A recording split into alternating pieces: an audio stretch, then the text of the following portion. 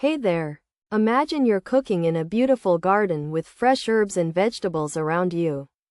Your Turkish friend asks, "How much salt do you need?" And you say, "I need much salt." Wrong. Native speakers never say this. They say, "I need a little salt," or a small amount of salt. Today, we're fixing this mistake once and for all. And trust me, it's simpler than you think. Here's the golden rule that native speakers use every single day. A little is for things you cannot count, like salt, sugar, flour, water, or oil. A few is for things you can count, like onions, tomatoes, or eggs. So in our garden scenario, you'd say, "I need a little salt, but I need a few tomatoes." Simple, right?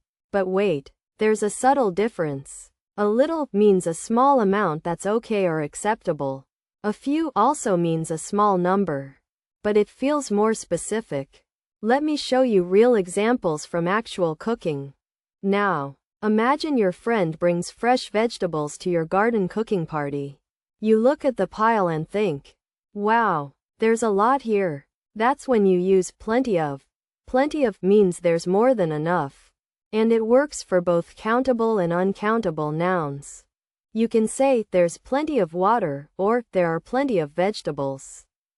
It's your Swiss Army knife for describing abundance. Fun fact: studies show Turkish learners often forget about plenty of and use a lot of instead. Both are correct, but plenty of sounds more natural in cooking contexts.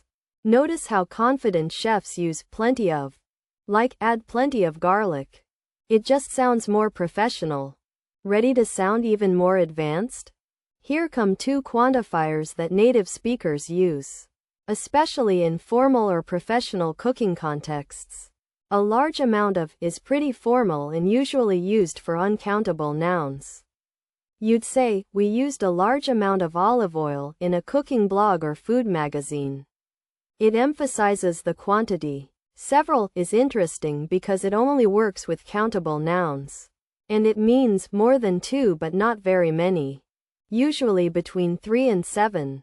So you'd say, "I added several cloves of garlic," or "We picked several bunches of basil." Here's a surprising fact. Professional chefs in English-speaking countries use several much more than regular speakers. It sounds precise and professional.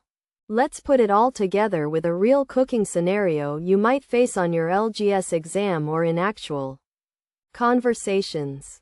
You're describing a recipe to a friend.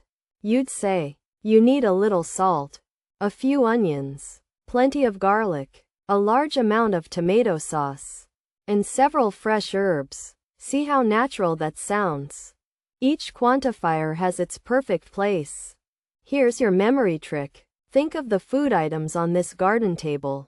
Salt is uncountable. Use a little. Tomatoes are countable. Use a few. Tons of vegetables? Use plenty of. Writing a fancy recipe? Use a large amount of.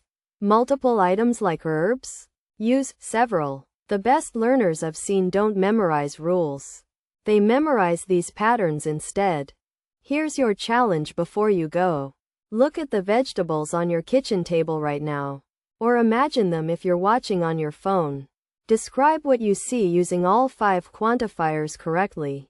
For example, "I have a little pepper, a few carrots, plenty of onions, a large amount of tomato juice, and several fresh mint leaves."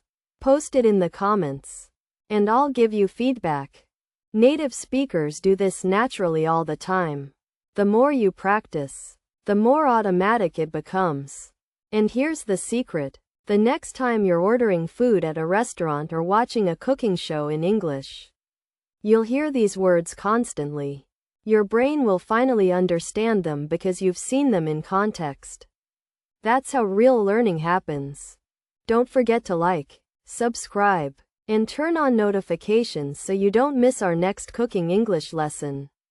See you next time, and happy cooking. Herb.